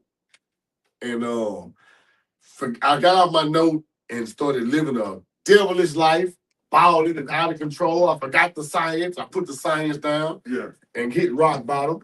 And when I hit rock bottom, I remembered how I had used to get into position. Yeah. And it was this. And so I started applying the sciences again.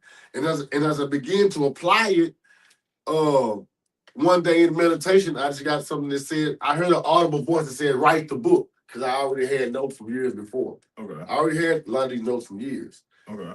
And my life just wasn't in the correct order for this shit to be downloaded and for me to put it in book form. So once I started to clean myself up and apply this again, like Spirit told me, write a book about it. Because I've been telling folks this shit, and I know the power of the mind. I feel like I kind of know where science is going and where learning is going. Yeah. And I feel like this information is what's going to be leading the way. And I say, I'm going to get in front of it so much so to be like, by the time y'all figure out this what it is, I'll be like, go read my book because I've been telling you this shit. Okay. That was the long answer. Okay. Very long answer. So now the short answer. Would you say the most important thing that you learned that you had to unlearn? That, again, back to your thoughts, that you have to learn how to cut off the negative thoughts. You have to learn how to silence the negative thoughts because, again, I would be thinking, we all do this. You thinking, and I say, damn, what if I have a flat? Okay, I have a flat. I have a flat. Man, what if I have a flat? I'm trying to change it, and an 18-wheeler hit me. Bro, ain't none of this shit happen. I just allowed my mind to go down a fucking negative path. So once I realized that you have to stop those negative thoughts, you have to rewire your brain so that you can really think what the positive end is, so you can see your desired results. Once I eliminated the negative talk and the negative visualization and the negative thinking of down this negative path, and I cut that off and got control of it, again, my life began to change. I began to get back on track, and the things that I began to visualize and write down, they began to manifest. Prime example, been podcasting. I was in a funk. I wanted to get back in front of the camera. I couldn't wait to get back and talk my shit, but I was in a funk. But I would want to do it. And I was doing this shit, and I'm popping my shit one day, and next thing I know, John pop up out the view, random. John, the nigga ain't never watched my story, never. Yeah. The one time he watched my story, I'm talking about some shit that he was thinking about. Yeah. And he just hit me, called me. And next thing you know, we a year and a half podcasting again. Got me back in my mode. Yeah. Just by I know, because I wanted to. And I was writing it down and I was praying and I was asking God and I was getting in my mode. And again, here comes John. And here, like I say, here we are, like almost 2 years later. Okay. So when I rewired my brain for real, when I stopped the negative thinking, shit started to change. All right, John. Talk to me. So, you know, we had a conversation, then you go to the schools.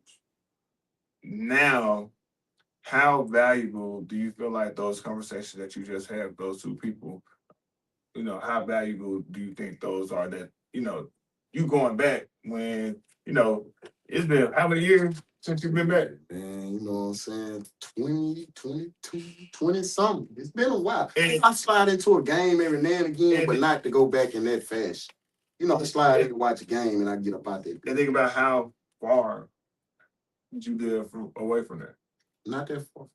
You know what I'm saying? Yeah. So how is that? Man, I can say this right here, man.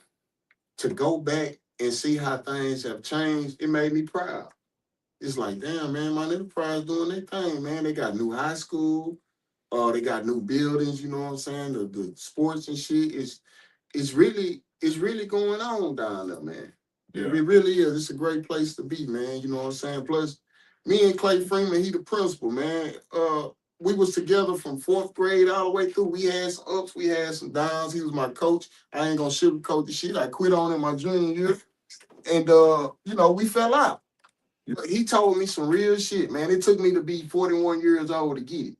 He said, John, after you quit on me, you wanted to come back. If I let you come back, you'd quit again. Huh? I looked him in the face. Probably. Yeah, you gonna lie to you, shit, I'm grown. What the fuck you mean? But the flip side of it is, it taught me, man, no matter how good you is, I don't give a damn if you dropping 25 a night. Somebody got the power to say, you still can't play for me. So that right there was a valuable lesson, man. You know what I'm saying? So to go back and see Clay in power, what he should be, man. You know what I'm saying? That man is my enterprise, bro. He was there forever.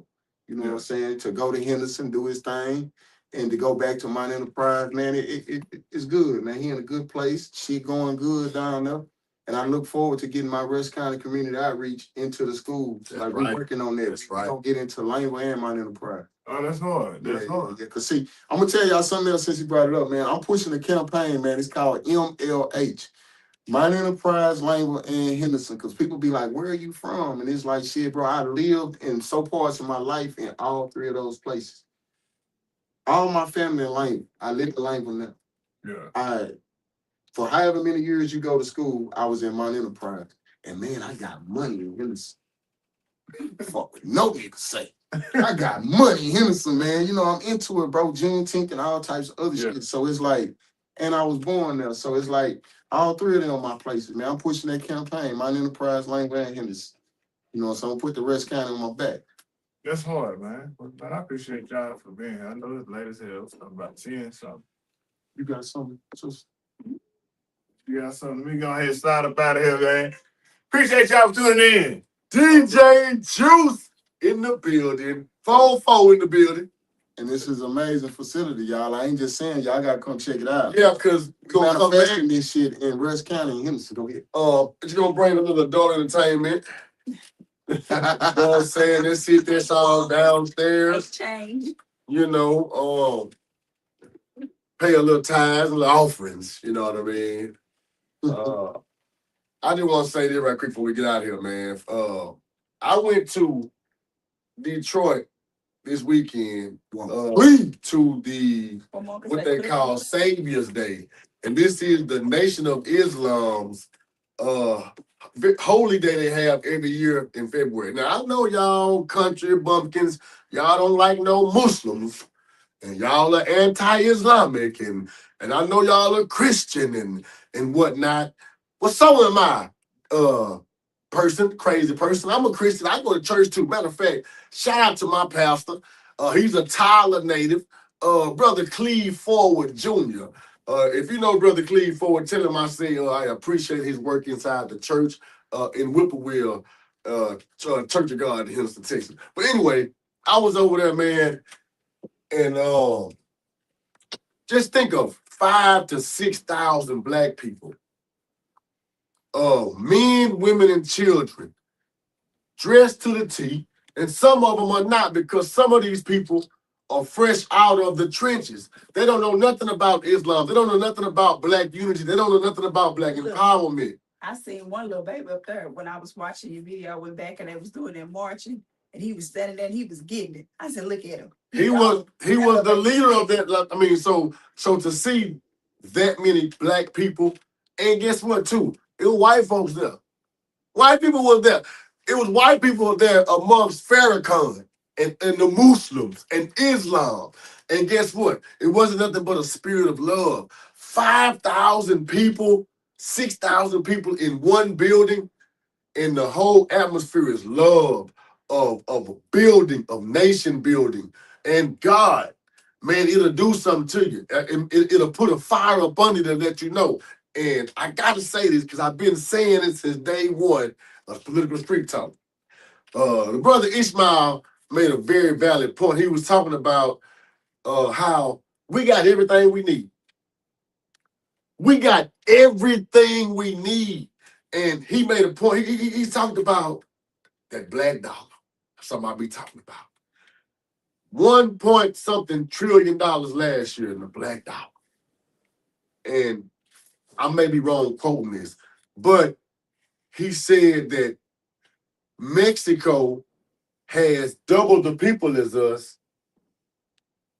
but less money than us. Yeah, I seen somewhere that say our black dollar is more than a lot of countries, but you can't look at it like that. A lot of our black dollars is be credit that's spent that ain't still got. You know what I'm saying? But I know what you're saying. I know what you're saying. Hey, how many? Why our credit bad? Cause we took that credit card and bought some grills, took that credit card and bought some weave, and now all our credit. So whether it's cash or credit, we can still choose to do. It's us. Yeah. We are our main problem. Hey man, Yeah. we can't blame it on white folk no more, man. Hey, listen, man. Get up here in y'all motherfucking face through these metal glasses. Hey man, white folks ain't our problem no more. Yeah. That ain't listen. Even when it comes to education, guess what? White folks got the same education we did, except it empowered them, it enslaved us. So, but at this point, we know this. We can't continue to use that no more because we again, we're well-to-do. How they say black folk now. So we can't blame them no more, man. We gotta start looking at us. We gotta start looking at the ills that affect our community and start to clean ourselves up, man. And once we clean ourselves up and start to love each other, we ain't gonna worry about nothing, man. Nothing. Because again, everything that they have done to try to kill us, to lock us up, it didn't work. It did not work. So all I'm saying is, listen, man, as soon as we accept our own and be ourselves, we will free ourselves. But until then, if we continue to blame white folk, the government, the police brutality, all that shit, man, bro, I'm telling you, like none of that shit matters because seeing all these people, you be like, that shit don't even matter now. Because again, it's like this. Go ahead, sister. Let the sister go. The brother like, no, you go ahead, brother. Everybody's trying to one-up you on love. So imagine being in that environment, man, where it's just everybody's trying to show you love and one-up you with brotherhood and sisterhood. We would rise up out of the conditions that we in like this. That's all I want to say. You got something, sister? Oh no, I was Mr. Collier, I was speaking with them downstairs. They have the group he was speaking about, the Accountability Matters. They have 240 different representatives in all these counties around there. She was telling me how they help with parents. They got 504 plans, not to cut you off, but with 504 plans, they have attorneys that come in and sit with you if you need be. They know how to implement the policies. They know the questions to tell you to ask in these school board meetings and everything. So we'll definitely get this posted for y'all to find out about as well. Y'all can schedule it, reach out to them. A lot of networking for some of those parents that are having trouble with principals, assistant principals, and not following the plans or things like that that you need to help accommodate your children in school, they got it. They got it. Man, that's dope. But where we at? When we gonna drop that episode of the Her Agenda? Y'all, my goal is this weekend to get it done. I have been editing and then I've been juicing. And then like the juicing has been like booming tremendously for me. I've been having orders out of back and forth. Like I do all organic cold pressed juices. We have juices for energy, we have detox juices, we have gut cleansers. I have everything under there. And I keep in mind I'm not a medical doctor, so don't take none of this to that, all that disclaimer stuff like that. But it is a natural way to boost your energy, clean your skin, feel good, healthy, all that stuff. Y'all drinking them Red Bulls every day? Get you some of this beet juice. It's in there. All the energy you need. I had one person, I ain't gonna say his name. He got a beet juice and he drunk. He said, man, I've been up for 3 days. I said, you drank it all in one swallow? He said, I couldn't have to get over the taste because they're not used to real vegetables, real juices. True. So it was a little overpowering for them. So he said, I just went on and chugged. He said, man, I worked all night. I know to be happy to go get a Red Bull. I gotta go here. He said, I was up all night. Got up the next day, cleaned the house, washed clothes, and I said, well, you gotta take it in moderation. So yeah, it's definitely so. It's been there, but I got out of content. I gotta get it together. I gotta set a day down and just put everything out there for y'all. It's there. It's definitely there. But if you ain't got nothing else, we're gonna slide at the board. Oh, and if we don't have any more comments, concerns, or questions in the chat, I'm gonna give y'all like 30 seconds to put your last little question, comment, and concern in the chat before we get up out of here. We will be leaving Smith County. Smith County, thank y'all for allowing us to come over here and deal with some of y'all representatives. Again, I'm gonna always say this as it relates to my co-host. One of my favorite memories this year. I'm finna close now. One of my best memories was that this year. When did we go to West Russ? This year. One of my best memories of 2026 is me and John went to West Russ. I didn't know John was going to West Russ, so we just kind of met up at West Russ basketball game. And John had already, he hadn't already, but he had spoke to the coaches for the specific reason of getting back in the locker room to talk to the players. So we get back to the locker room. I got the photos. I'm probably gonna post one tomorrow. And John, it was like a movie. For real, because to go into the high school and to talk to the kids before they get ready to play and to tell them, what's coming to them in their close future if they take this way, from somebody who has experienced it. I wish again somebody would have came in my locker room and kind of talked to me in a man way, that looked like me, that was kind of hip, you know what I'm saying? So again, that was a big thing. So shout out to them coaches for allowing it. But this is who my co-host is, man. He ain't just doing a bunch of lip wrestling, man. He really about that action. So Political Street Talk, we really about that action. That I wanted to put that out there because the things that we talk about behind the scenes, y'all starting to see this shit. And all I'm gonna do now, I don't see no comments in there. And y'all, Before I quit. okay.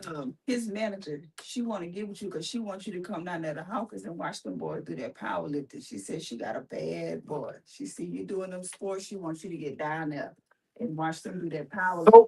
So John, she just kind of added what I'm saying. His presence is being felt in these schools so much now. He being requested. I'm his manager, so y'all gotta get with me, hit me up, so we can discuss the price.